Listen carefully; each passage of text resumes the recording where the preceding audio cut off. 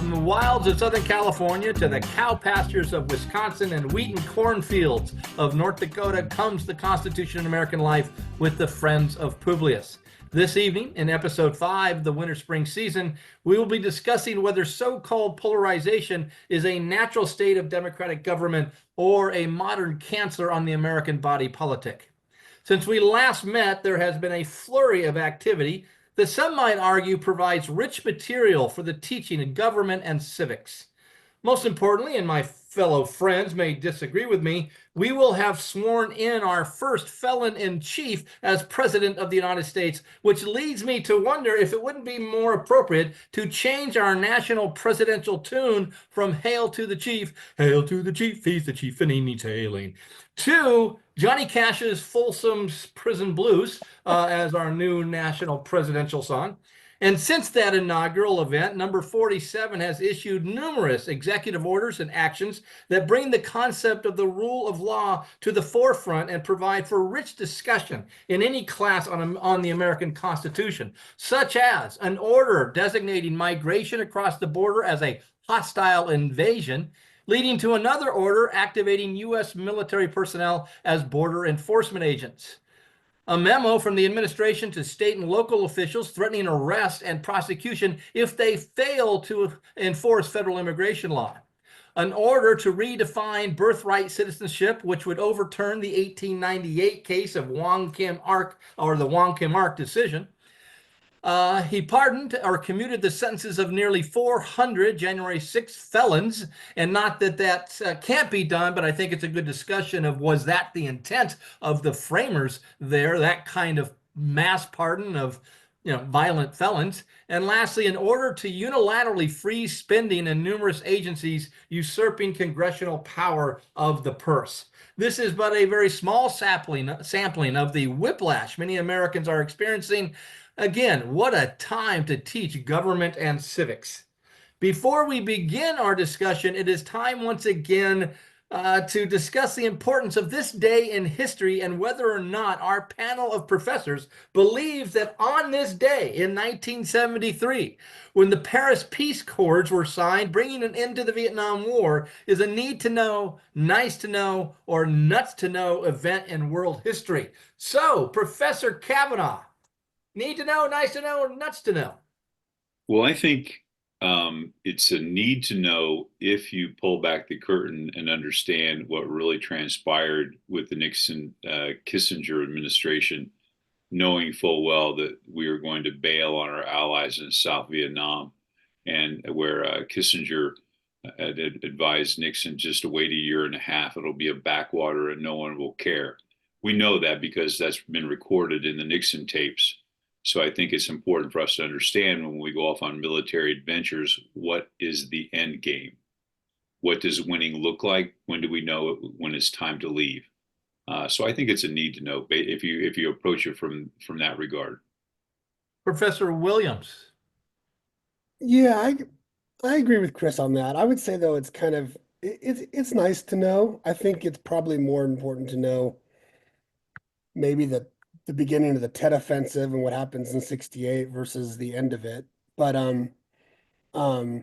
yeah, it was the conflict that kind of defined the mid-century for us, and it kind of redefined what we thought of ourselves as a country. So I think it's nice to know. I don't think it's a need to know though. Professor Moore. Yeah, this may be, unless we haven't heard your vote, but this might be the first time we all agree that it's kind of a nice to know. And I don't have anything. I'm glad Chris raised the issue of behind the scenes. But I also think most teachers would agree that TET, to Mike's point, probably gets a lot more mileage in classrooms than say 73, because that really was the beginning of the end in terms of national morale. So I think it's a nice to know. Well, and yeah, I think yeah, we do have a consensus, but my perspective is, if we had learned something from that entire conflict, then I might say that it is a need to know. But the fact of the matter is we will go on and have a number of little mini Vietnams and maybe even a major one in Iraq, revealing that, to me, we just didn't learn the lesson. about the proper use of our military uh, uh, you know in the 20th and 21st century. So yeah, I'm with you. Kind of a nice to know there. But hopefully, students and teachers, you guys can chat about it and disagree with us or come up with some different perspectives. So, students and teachers, it has been the observation of the FOPS that Unit 6 questions seem to generally be inspired by a bad acid trip or a good brew of magic mushrooms taking us down the rabbit hole with Alice. But I believe we all agree that question 1 from Unit 6 provides all observers of American constitutional government with a myriad of good discussion questions. So let's begin with our FOP, who was known to be hanging around the city tavern in the summer of 1787, making friends and influencing people, Professor Tim Moore. So, Professor Moore, we need to deconstruct, evaluate the term, and I know how much you love deconstructive approaches to things, but we need to evaluate the term polarization. In a political system which recognizes factions and structures of government and which structures government in order to separate and divide power, isn't polarization natural and necessary, or is the term a more nefarious description of a disease that infects the body politic? I hate to be Um, binary, or I guess you can say it's somewhere in between, but how do you see it? yeah, I think polarization is inevitable. I mean, at a certain level, uh, I think we, the people students, probably in the classroom, certainly in competitions, they'll be asked this question, are political parties factions? And I would propose, and Mike, you can slap me around on this because you're asking kind of a political science question. And I'm way over my skis here, but uh, but I do think polarization can fit in that discussion as to whether factions and political parties are synonymous. But I do think if the founders were in Madison's system acknowledges factions, that it's entirely possible that it could wind up in a rigid polarization.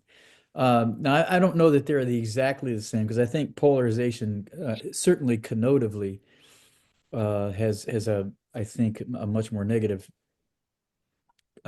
meaning now, and I think there's probably some cultural reasons why that is. But I would suggest that it seems to me that and Mike, you could maybe weigh in on this, that the political scientists aren't so much studying political polarization now, or politics as being the basis of polarization. From what I gather, they're more interested and much more attentive to cultural stuff rather than political stuff that causes polarization. Stuff like, yeah, philosophical worldviews, and I would presume that we'll probably get into this in subsequent questions, but the cultural worldview philosophical polarization seems to be getting much more attention from political scientists these days than say back in the day. And I think that too is the way I read the unfolding of the modernist project in my Enlightenment rationalism. I think it's easy, predictable to study polarization in these cultural and philosophical terms rather than political. But so yeah, I do think polarization can be. I do think it's inevitable, especially within a postmodern world that we do live in. I think it's automatically going to be there. Mike, he's Yeah. kind of said this is your ballywick here, so why don't you jump in here? Yeah, no, I agree with Tim. I think, I mean, the way I would articulate it is that I think that, conflict is a part of democracy. It's a part of politics. And organized conflict without violence is what democracy is supposed to provide. So the fact that we have parties or factions that differ is to be expected. To some extent, like researchers who've been studying polarization in Europe, like comparativists, a lot of those political scientists feel like Americanists have misused polarization. Like the idea of ideological sorting, the idea that more Republicans now are have a certain ideological bent and more Democrats have an ideal and they've gone to their corners. That's what you kind of expect in a party system. That's not that's ideological polarization, and that's a lot of political scientists would say is normal. Like that's to be expected. But what Tim's getting at, some call it affective with an A, kind of brought out of social identity theory. This idea of being polarized, where you look at the other side, and it's not that you disagree with their policies, you disagree that they should even be allowed to play the game. Like, are they even allowed to be on the team? Which I think is what Tim is getting at with the cultural stuff, which is what comparativists have been calling polarization for decades in Europe. We've been calling polarization a whole range of things. So I think it's important to, yeah, maybe use that term a little more precisely, because I think that difference and conflict is to be expected. But polarization, when you're trying to in-group, out-group phenomenon, like who belongs, that's something that's a little different and dangerous for democracy. Yeah, Chris. I just, listening to Tim and Mike, and I can't think, and I know Tim started talking about factions, and I know immediately in the We the People lexicon, we go right to Fed 10, which is, where Madison's definition is, and he says it in Fed 10, the latent causes of faction are sown in the nature of man, right? And so and he already hits the nail on the head, but he also says in Fed 10, and I would love for students to dive into it, is the idea that the first object of government is protecting the different faculties in men from which property arises. And it really is talking about class. And that is the role of government, is protecting. When he talks about these different faculties, he's talking about our abilities to earn a living, whatever those faculties may be, which will actually set us up for a society with classes. And that the whole object of government is to protect the ability to acquire property. And then he follows that up with that sentence that the latent causes of faction are sown in the nature of man. So yes, that's polarization. I think is inevitable and is part of human nature, whether it be political or cultural. So one of the things that kids have to deal with, or students have to deal with, is this notion or this concept of a good society. And one of the things I found fascinating or interesting that comes from Professor Hunter, who provides the source foundation for this question and the quote, is that he says that America is a byproduct of a hybrid enlightenment. And I thought when I was reading some of this material, that he believed that there is a covenant nature of American society, and that is bred with the Lockean individualism, which creates this hybrid enlightenment. And so I'm wondering, Chris, given that kind of sense. Well, hold on. You said covenant. That's Tim, right? That's Yeah, Tim. yeah, I know. I did throw in that, but he'll follow you if you get it wrong. You know that. He'll sweep up after my parade. Yeah, yeah. So, but based upon your reading, Chris, of history, and again, you spent most of your life, reading history. Has there ever been a time in our history in which a significant number, let's say 60% of Americans, had shared assumptions about what a good society is? If so, when and what are those shared assumptions? Uh, Uh, I'm thinking about that, and I think of like the era of good feelings, right? After the War of 1812, and the Federalist Party has shot itself in the foot and has faded away. And so we're, on the birth of the Democratic Republicans and Jacksonian democracy. But, that 60% threshold, David, that excludes a whole lot of people, including women and the enslaved. So, that's hard to say. So the easy answer to your question is no, because we weren't doing focus groups throughout our nation's history. So it's hard to say what this idea of a time in our history where that there's a good society, and whose definition of a good society. I don't think there is. I mean, I'm trying to think of different historical time periods, and of course, like I said, the era of good feelings is what comes to mind, simply because there was not an opposition party throwing stones because students, you should understand this, and I'm sure your teachers have told you this. It's always easier to be on the outside to throw rocks at the people that have the positions of power, right? Um, uh, so you guys are going to have to help me out on this. Well, let me ask you, when do you therefore question, I guess, the assumption or the implications of the question? Because, Oh, it's interesting. Professor Hunter, I mean, the quote that kids have to deal with comes from his work, Democracy and Solidarity. And one of his big ideas is that no community, no society, no state, no nation state can survive without solidarity. And again, my interest was piqued. Okay, me, my close reading Richmond. What does he mean by solidarity? And in a democratic republic of diverse factional interests, what does that mean? What does solidarity mean? So I'm just wondering, do you question the implications or well, assumptions? yeah, I absolutely. I question. I would really, I mean, attack the premise of the main question, because it is a very narrow viewpoint of things. And yeah, especially the way the question is worded about political polarization. I believe that's the question, right? Not cultural, not society, but political polarization.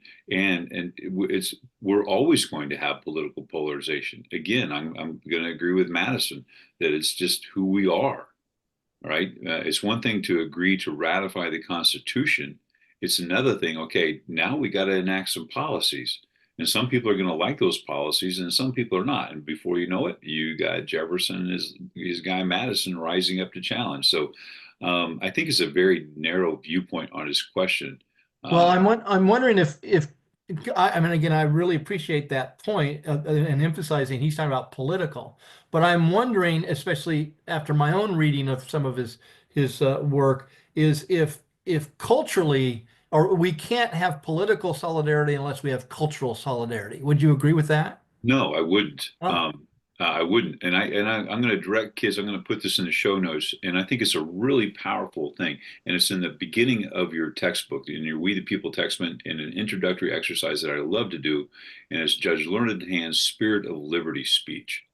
And that is such a powerful, powerful thing. What is the spirit of liberty? And he said, the spirit of liberty is one that it's not too sure that it's right. You have to weigh what you want next to what the person next to you wants and understand that, you know what? They may be right. You may be wrong. So that I think, and I've tried to think about this for a long time.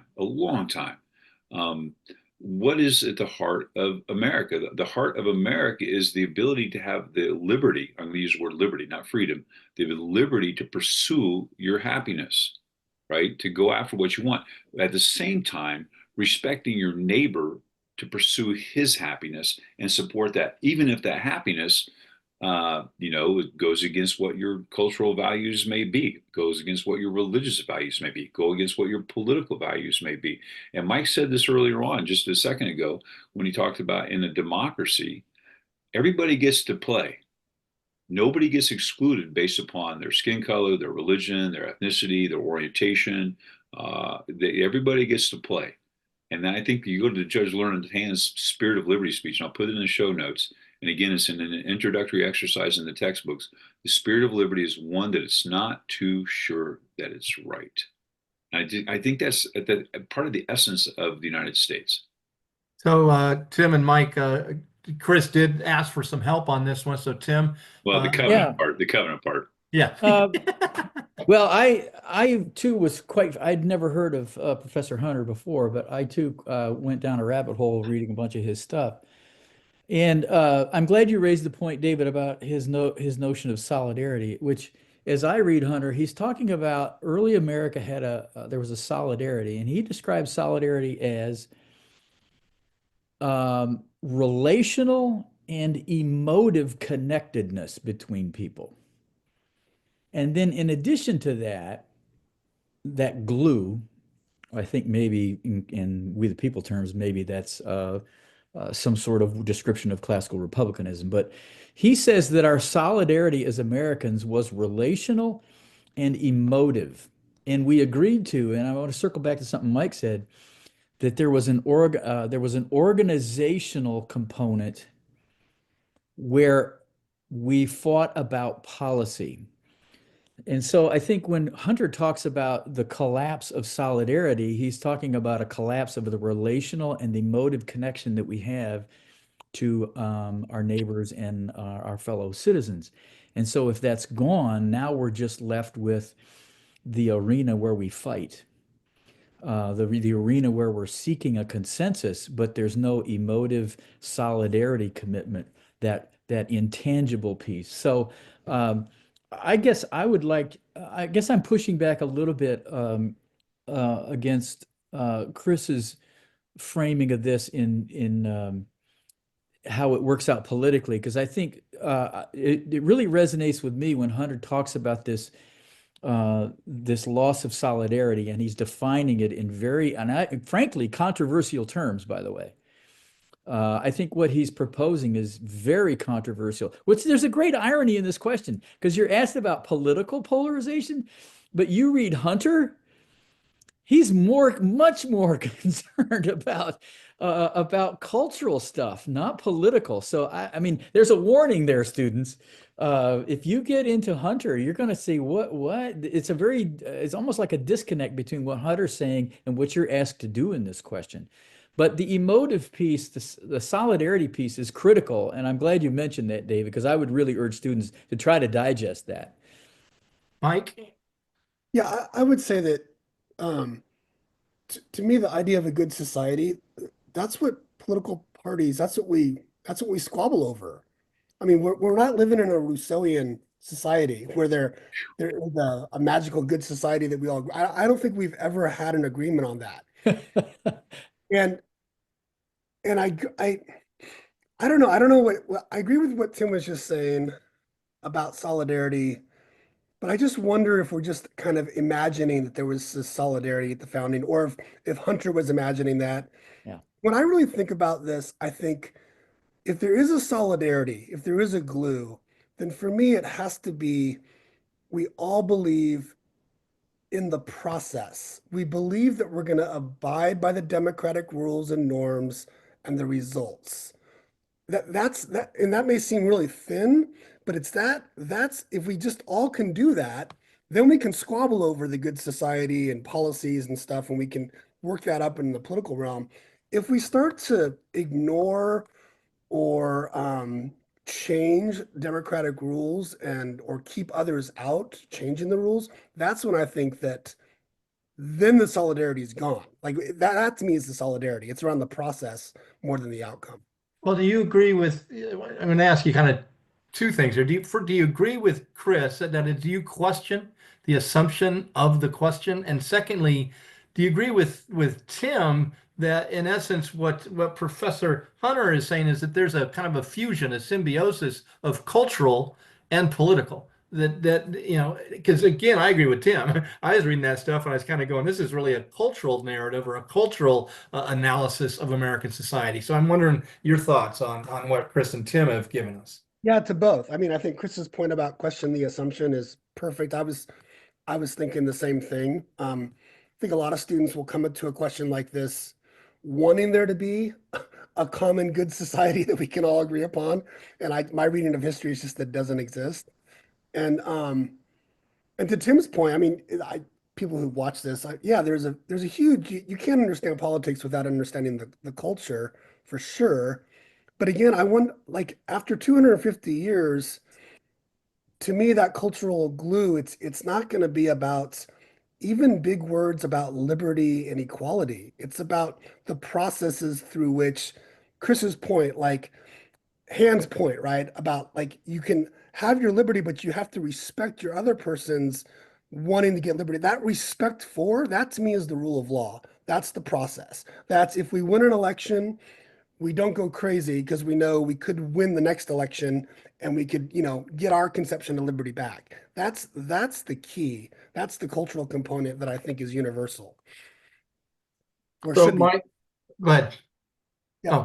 Mike, he makes again, I think the common argument that you see written about, especially in the last 8 to 10 years, if not longer, in our academic life. But he makes the common argument the American experiment in self-government is in deep trouble.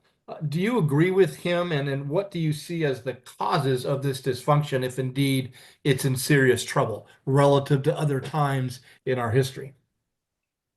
Strap yourselves in, cowboy. There we go. Um, Well, I, it's a major component of what Yeah, he writes yeah, about. yeah. and it's a fair. I mean, it's a fair question. I'm just kind of laughing at deep trouble, serious trouble. I think the Good American trouble. good wish. Yeah, look, I think the consensus right now in political science, and I think maybe even among historians and other social scientists, is that yeah, the United States democracy is at a testing point. Like we're if we're not in deep trouble, then we are testing the limits of some very well established and old rules and norms, right? So I do agree that we should be vigilant and aware more so than we have been in the past. There are things going on that demand attention and that demand that we make sure that we are making the right choices. Now the reasons for that, generally political scientists think of like three major factors, right? Economic, institutional, cultural. And there's no consensus in the field really on what the drivers of this. Most would say it's a combination of institutional and cultural, more so than economic. Um, but there are definitely reasons for us to, I think, be concerned. And I think that there are ways that it can be addressed institutionally for sure. I think would probably be the low-hanging fruit that I can talk about later. But yeah, I think we should be on alert right now. Chris or Tim? I do want to think, Mike, something you just said, and I wrote it down, so I want to remember it. You said, so we can make the right choices. The right choices according to who? Ag- Um, Again, I think it would go back to, I think we have to ask ourselves, when political leaders or citizens, are they making choices where they are violating democratic rules and norms? And Right. are they facilitating and promoting nonviolent means to get their ends met? Are they within the, and I'm going to borrow from Dr. Adler, friend of the program, are they within the four corners of the Constitution? Right. And I always like that idea. Of course, for all you old basketball fans, you think of Dean Smith, and before there was the shot clock era in college basketball. Dean Smith was a college basketball coach, Mike, in North Carolina. He was pretty good. But is it uh, within? And I know what you meant by the right choices, but are they making the choices that are within the four corners of the Constitution, within the rule of law? Now, we can argue about policy, or how much should someone pay in taxes, or should we do this or should we do that? We can argue, but is it within those four corners? And I think as long as it's within those four corners, no matter who's making those choices, then they're the right choices. Right. I think, well, I'm going to throw a wet blanket on all of this. You kids get off my yard. Uh, well, nobody's out here at 20 below on my yard, but so we're safe right now. I think Hunter poses. I agree with him that we'd better be very concerned. And unlike Mike, I'm willing to suggest there's a couple of things that's got us in this predicament. Philosophically, I'm not sure that Americans believe in enlightened rationalism anymore. The commitment to enlightenment reason. And reason, I mean, our Constitution was created in a world where there's this assumption that there would be mechanisms, there'd be checks and balances, there'd be how a bill becomes a law. It was constructed with a modern framework where we could fight, but there was the mechanisms where we agreed and they were rational in how they worked. I don't believe we live in a culture anymore that's committed to in the Enlightenment project anymore. I believe we live in what's called a postmodern world where there's a rejection of Enlightenment rationalism at our peril, because that means our stoplights not long for this earth if there's no rational urban planning, all that kind of stuff. But many people personally, and there's been some Canadian philosophers that have talked about this.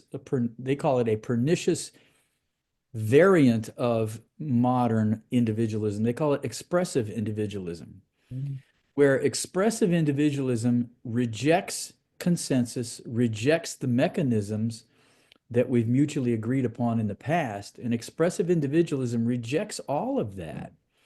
So it's ridiculous to talk about consensus if I am the sole determiner of truth, whereas the Enlightenment project said that there was this universality of truth. Postmodernism rejects that.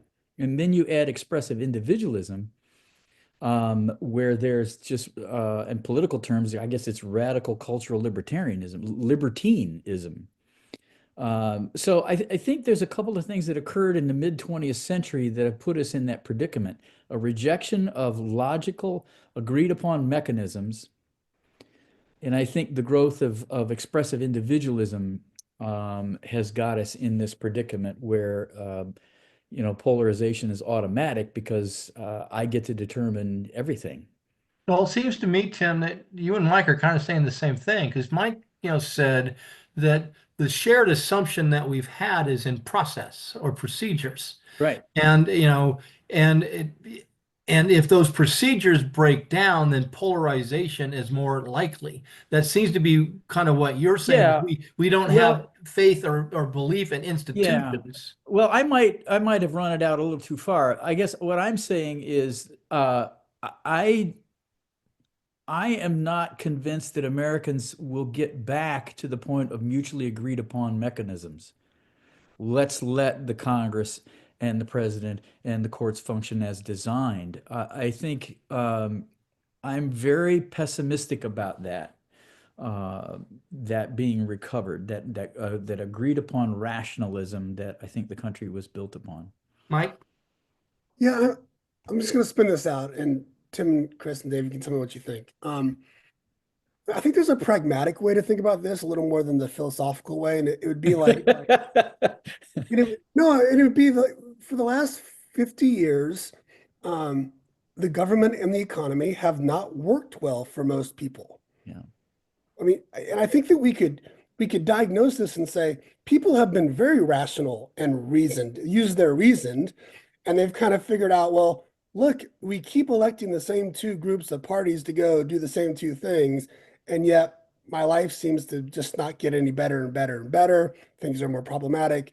And so that we have this polarization, which then results in on both sides. It's on the right where it has gotten political power, but it's this idea of disruption, of this idea of it's not working, so let's break it down and make it so it's going to work, which maybe that's postmodern. There's no question that the expressive values part of this feeds into it, but I'm just wondering if a part of this isn't very, I don't know, pragmatic. It's not based on like a loss of belief and reason. It's a belief that the system actually is functioning the way the elites are telling us that we should be expecting it to function. So Yeah, and I don't know if I would go back 50 years, Mike. You know, I, I think generally, what is it? Democracy is a bad system, but it's the best of all bad systems, kind of thing. I just wonder if popular or modern culture, the expectations of perfectibility of institutions and individuals and having very little grace in our hearts to understand the fallibility. And yes, there's been corruption. I just don't think it's been significantly more than other times in history.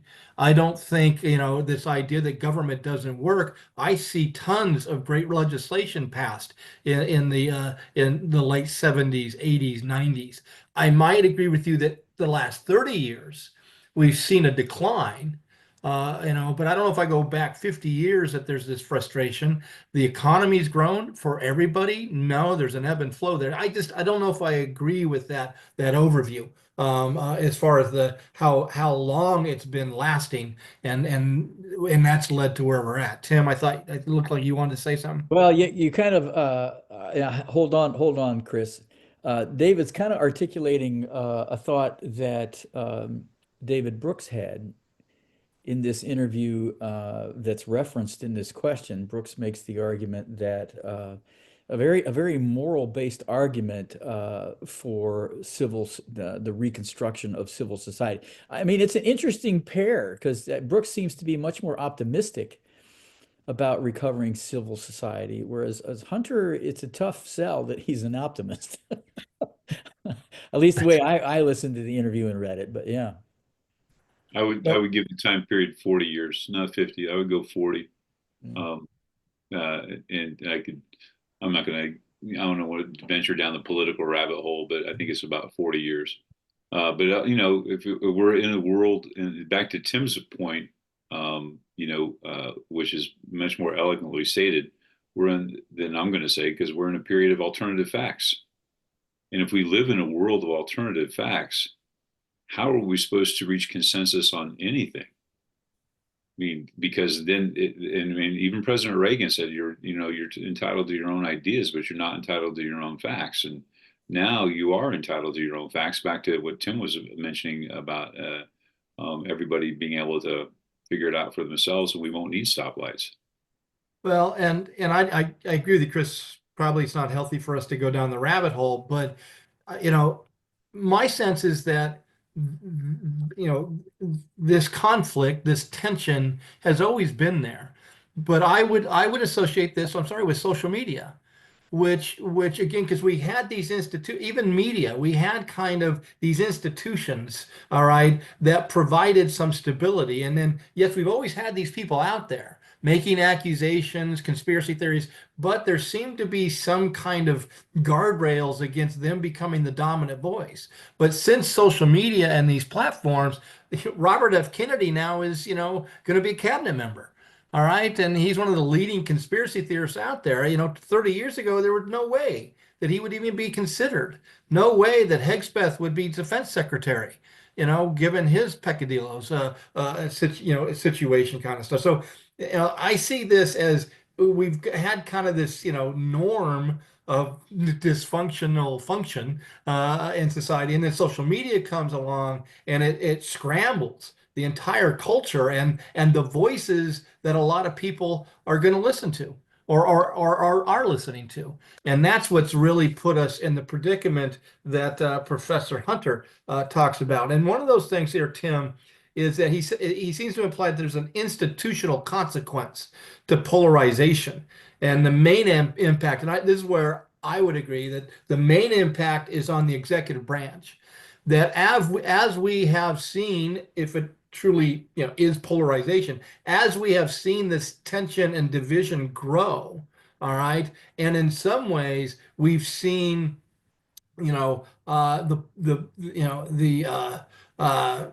what's the word I'm looking for? Congress become incompetent or ineffective, or paralyzed in many ways. That a lot of power, a lot of what we look for government to do is now shifted to the executive. And in my opening, I kind of referred to that. A lot of things that this current president's now saying, hey, the president does.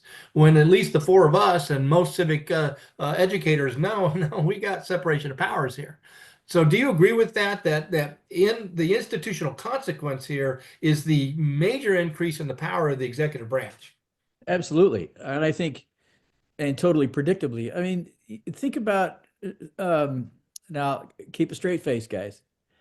Let's assume for a minute that Congress is the place where reasoned discourse, consensus finding, committee hearings, wheeling and dealing, rational discourse, um, policy occurs, and an element of gradualism.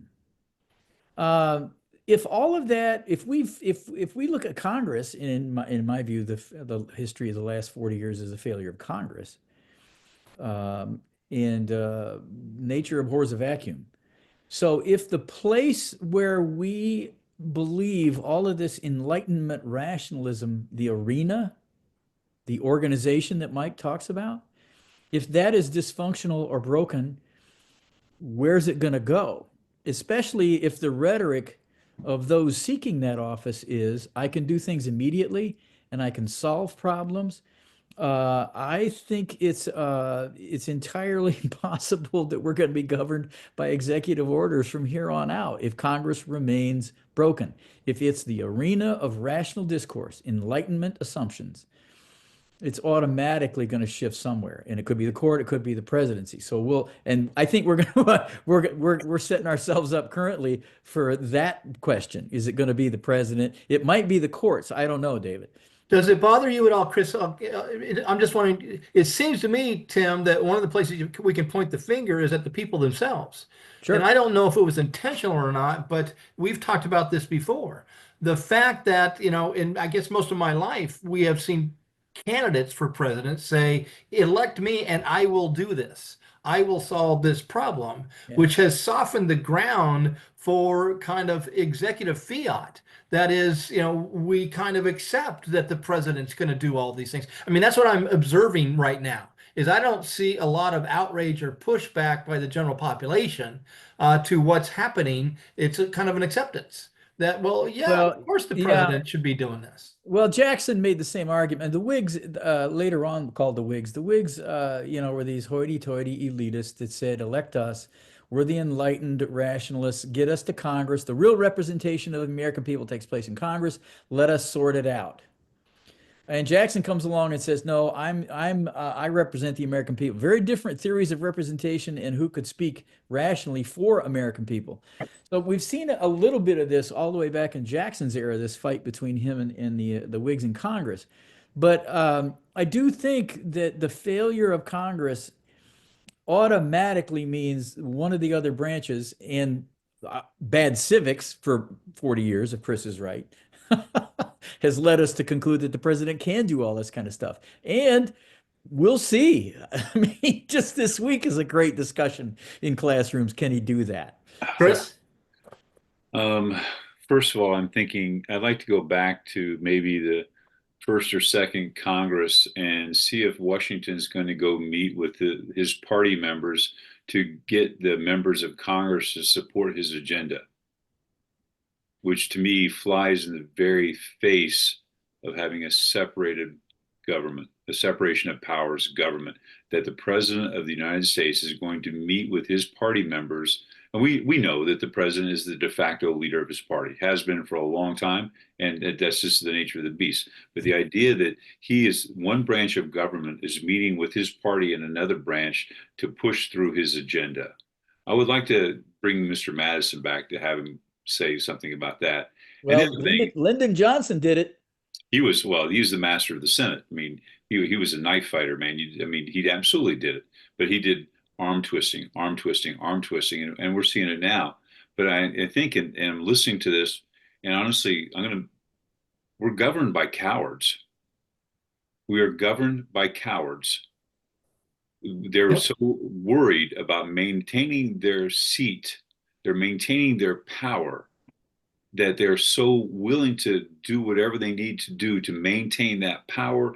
They have given up the constitutional power that they should have, and they're willing to bend over to supplicate people and to maintain their power. It's just so frustrating that I'm thinking about, and David, you mentioned these people that were confirmed that have no business being they're the levers of power.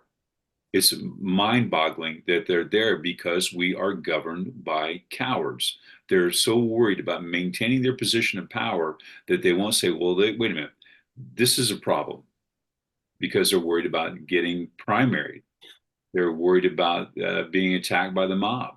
So that just to me is a frustration, and I'm Yeah, sorry.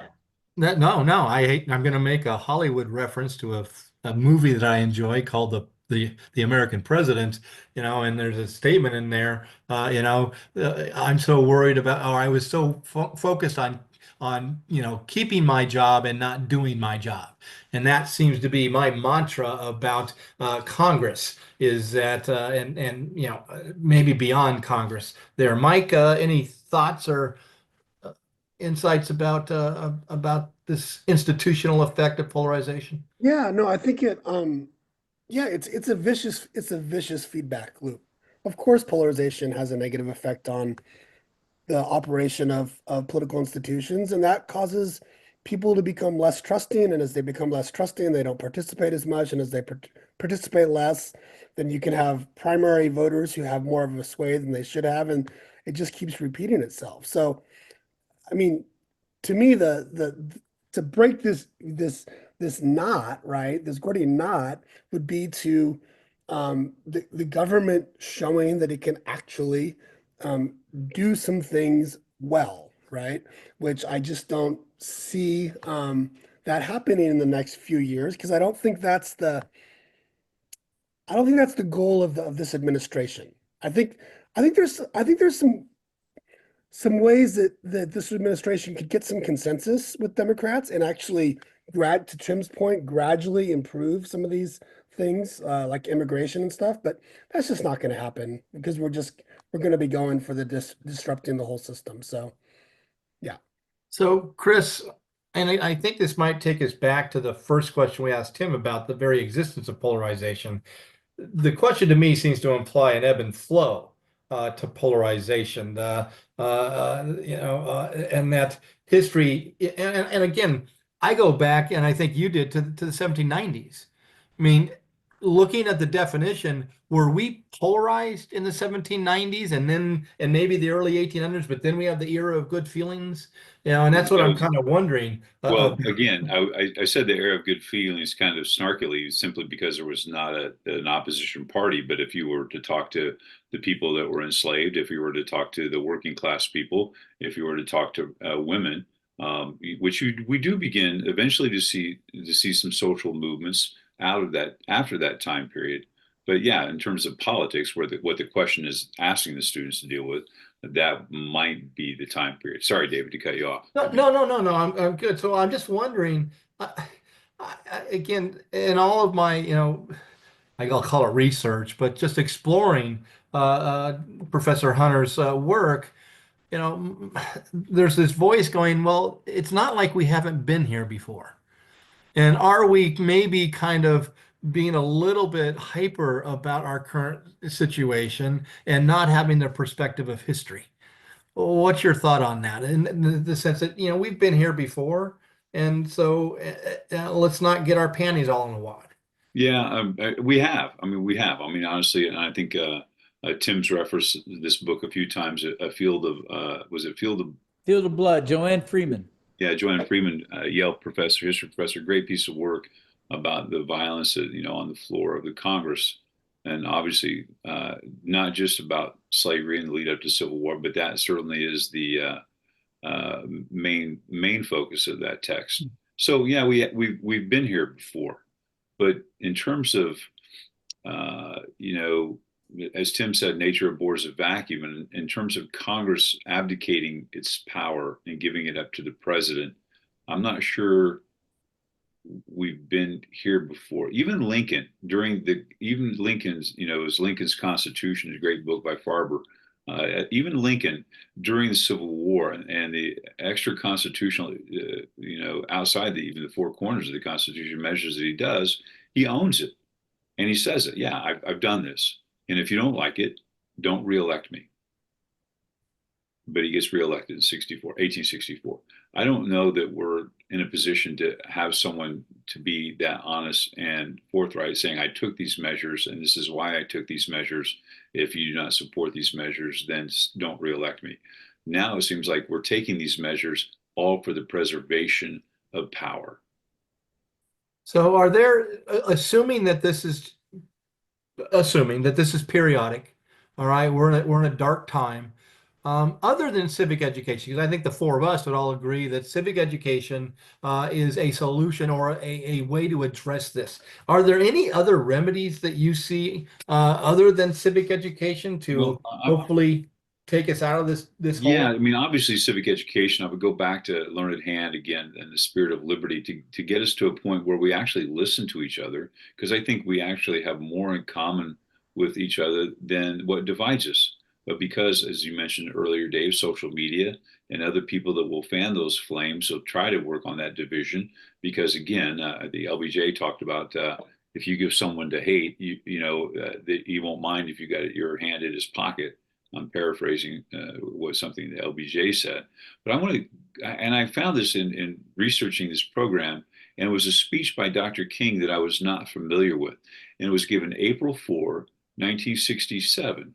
He'll be assassinated April 4, 1968, and it's at Riverside Church in New York, and in it he talks of a revolution of values. If that's going to come through civic education, I don't know. It could come through perhaps debates in the pulpit. I'm not sure. Could come through debates in society. But I want to share with you guys just this one passage that to me is so. I mean, if I wouldn't tell you that it was Dr. King in the time period, he said, I'm convinced that if we are to get on the right side of the world revolution, we as a nation must undergo a radical revolution of values. We must rapidly begin. We must rapidly begin the shift from a thing-oriented society to a person-oriented society. When machines and computers, profit motives, and property rights are considered more important than people, the giant triplets of racism, extreme materialism, and militarism are incapable of being conquered. Amen. Well, he was in Riverside Church in New York, and it was Dr. King. And he goes on, and as a good Southern preacher does, as a refrain of this revolution of values, then throughout the speech in the last few paragraphs.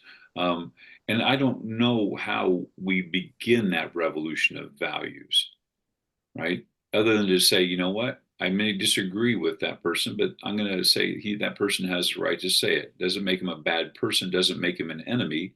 It just means we disagree on tax policy. Tim or Mike, you're Well, I both mean, it long-term. sounds, yeah, I think King is echoing this idea of these intangible glue, this intangible glue of sentiment, emotional, and relational connections. I mean, I think in Brooks talks about it quite a bit in his latest book about how to know a person. I mean, he's very very for my taste, maybe a little too optimistic about the power of that in terms of how it plays out politically.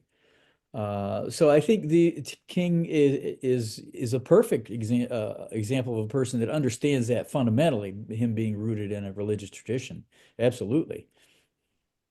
I think I'm gonna use Tim's terms because he's used this, and I believe it or not, I've been listening and learning. Um, Thick and thin, or thick and thin connections. Yeah. Right now, we don't have those thick connections that we would get through maybe back to the whole idea of bowling alone in Putnam. We don't have those thick connections that connected us at the societal level as much as we used to, right? Those bands have been strained to the thinnest possible position, right? And think about this, and this is maybe, I don't know if this illustrates this point. We know we've had natural disasters throughout our nation's history, and they've been getting worse as climate change is getting worse. But now we're talking about not helping people out because we disagree with their political policies. Um, so even though we've had these terrible fires in California, now we're talking about withholding federal aid because we disagree with political policies. And you think of Florida and hurricanes, and you think about the terrible flooding in North Carolina. We had fires in North Dakota where we got federal aid. That we have these emergencies, and we tend to say, okay, you know what? We'll just help people out. That's what we do. That's what we do. But now even that has been strained, and that is, I don't know, it's kind of scary. So, Mike, It's become kind of a standard question because I do believe, especially in Unit 6, that the students who are in Unit 6 need to have a global awareness of these issues that we talk about, and especially of this question. And so, to what extent is this problem of solidarity and polarization, is it uniquely American or is it a global trend that's happening here in the 21st century? Yeah, no, it's global, and it's been happening from the end of the 20th through the 21st century. Definitely in Western and Eastern Europe, especially after the end of the Cold War. And now we see it in places like India and places in South America. Um, One way that political scientists will measure this is they have this category of anti-establishment political parties and what percentage of the vote people are actually voting for those parties. And that number has doubled in Europe the last 40 years. And in some ways, Europe was in front of the United States in terms of voters actually voting for these parties. Part of that is because the voters in lots of places in Europe had an opportunity to vote for these parties because they have proportional representation. So there were parties that represented these views. Um, but we are not alone in what's happening. We can see what happened in Mexico during the last administration. We can see what's happening in India with the nativist movement there. It's happening through Brexit all through Europe. So um, it's something that is common.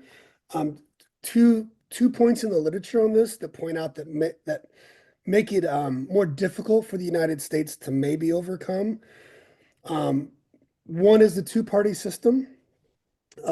Many scholars argue that our two-party system makes this polarization harder to undo. Um, Even though we hear nightmare stories here in the United States about proportional representation and coalition governments, when you're in a system where you have to form coalition governments, it forces elites to actually work with each other if they want government to work. Now, can it break down like it has in Israel? You bet.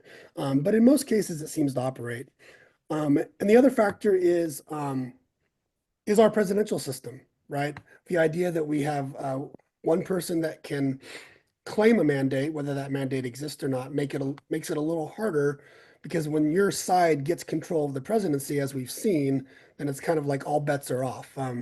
And while Biden didn't do the same substantive things that Trump is currently doing, Biden as well was very active with executive orders and undoing things. And he was very active. Man, at the end of we haven't even talked about what Biden did at the end of his administration with his pardon power, and whether I mean Ezra Klein, who I recommend the students listen to him. He kind of said what Biden did at the end was just the acceptance of the new regime, saying, "All right, if this is the game we're going to play, Yeah. then I'm playing it. I'm going to protect everyone, and that's the way we're going to do this. I'll be a king for a day." Anyways, that's kind of going off, but I would say our presidential system and our two-party system are two aspects of our institutions that it's going to make it harder to overcome. Um, Chris? I'm going to put something in the show notes about something called Duverger's law. And Duverger's law is the idea that whenever you have a first past the post, a winner take all system, inevitably you'll have two parties. And Mike said something that made me think of it because it's really how it plays out in India right now, which is a fascinating. It's kind of an abstract, but it's a fascinating look at this whole idea that the system we have in place in our country will inevitably lead to two parties, and sometimes it seems like it's a two-headed monster of the same thing. Uh, um, so check that out, students. Well, gentlemen, we've come to the end of our time here with this Unit 6 question. So it is our tradition to allow our scholars here to provide final thoughts and insights to students and teachers on Unit 6 question 1. So Professor Moore. Yeah, I think I mentioned this earlier. It's a cautionary warning. This question is about political polarization, but the source you've been given to consider is largely about cultural. Now, if so, talk this over with your teachers, whether you really do you want to delve in to the cultural and the philosophical approach to this question, or do you just want to keep it at political? Uh, Now, if I was a judge in Unit 6, which I'm sure most humans on the planet are very happy that I'm not, but I would think the philosophical and the cultural is so rich with avenues to take. But be warned that Hunter is really talking primarily about these squishy things like philosophy and culture. Professor Williams. Yeah, I like that comment by Tim a lot. This is a great question, and I'll make the pitch. If you do decide to go the political route, and I do agree with Tim, you should expect questions coming from both vantage points. I just this 50-year mark that I put out there at the beginning, I I just didn't throw that out there. I do have a so I just want to encourage students to think about a couple of things here. We've said on this program a lot that, maybe the United States first became a liberal democracy in 1964, 65. Um, there's a wonderful book here I'm going to hold up called The Sum of Us by Heather McGee. And her argument is that the pushback against desegregation was to push back the realm of government. Like she talks a lot about closing community swimming pools. Like if we're going to have integrated swimming pools, we're just going to close all the swimming pools. And that has a ratchet effect in terms of people's trust in government, in terms of what government's doing. That begins, she argues, right after, the Nixon administration gets in. And I think Watergate combined with the Southern strategy, that's where the 50-year mark hits, along with the oil crisis. And you can tell from Piketty's graphs, right? The income inequality in this country is nothing like we've ever seen. And it has accelerated nothing like we've ever seen. I'm talking about like going back to the industrialization. And that has to do not with just culture, but with policy decisions. I mean, there were policy decisions made by Democrats and Republicans that I think have amplified the polarization and have amplified the distrust in government over time. So I think there is a way to get at this question and talk about specific policies and to be thinking about the ways in which policymakers have contributed to this problem, as well as the bigger cultural sort of effects that Tim mentioned. Chris? Well, after listening to you guys, I've kind of rethought here. I don't think that you can separate culture and politics because we've talked about this before. Does culture drive politics or does politics drive culture? And we Yes. don't get to the income inequality that Mike is talking about without politics driving culture because those policies get in place that allow a very, very, very, very, very small percentage of people to acquire most of the wealth in this country. But they're able to you do that because they fan the flames of culture. So, and Tim makes a great point. And one of the points I was going to make, you're asked about political, but I would say, you know what, for students tackling this question, go both barrels, culture and politics, because I don't think you can disassociate them. I think they are combined. And hopefully, students that are watching this don't be don't be bummed out by the three old guys on here, howling at the moon about things. Um, so, I always ask for students to have solutions. And, David asked me a great question: how do we fix it? And I always want to know from young people, how do we fix it? And this is really a question about identity, an American identity and who we are as a people and who we're trying to be and who we're going to be.